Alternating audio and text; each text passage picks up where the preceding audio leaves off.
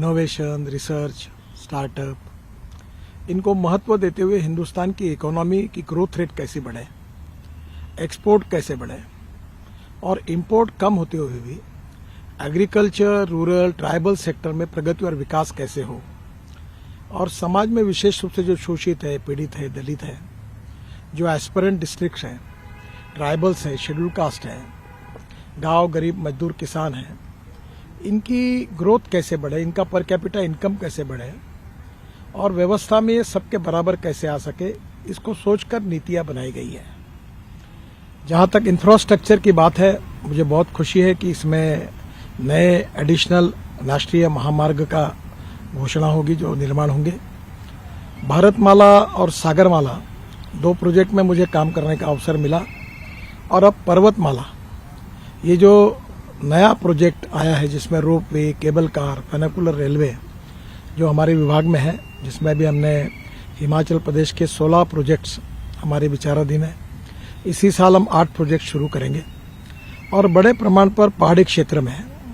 इसके कारण ट्रांसपोर्ट की सुविधा होगी और ये ट्रांसपोर्ट पोल्यूशन फ्री होगा और विशेष रूप से पहाड़ी क्षेत्र में हाइड्रो पावर होती है, कम रेट में इलेक्ट्रिक पावर पर यह जाएगा और इसका बहुत बड़ा फायदा होगा।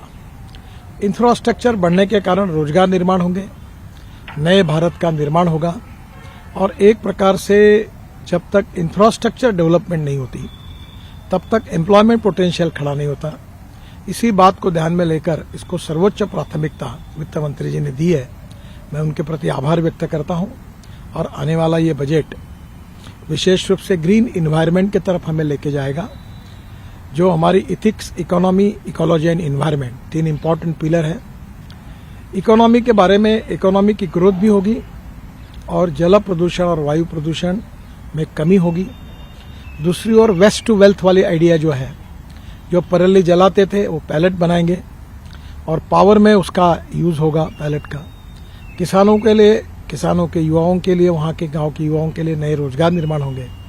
तो एक नए भारत का निर्माण करने का जो एक प्रधानमंत्री की सोच है, उसका दिशादर्शन इस बजट में हुआ है और ये मुझे विश्वास है कि ग्रामीण भारत को, कृषि भारत को, 115 एस्पिरेंट डिस्ट्रिक्ट को और ट्राइबल ऐसे क्षेत्र में विशेष रूप से प्रगति की गति और बढ़ाएगा और हिंदुस्तान को आत्मनिर्भरता की तरफ लेके जाएगा। और इतना अच्छा बजट वित्त मंत्री ने दिया है, मैं उनका बहुत बहुत अभिनंदन करता हूं, उनको धन्यवाद देता हूं।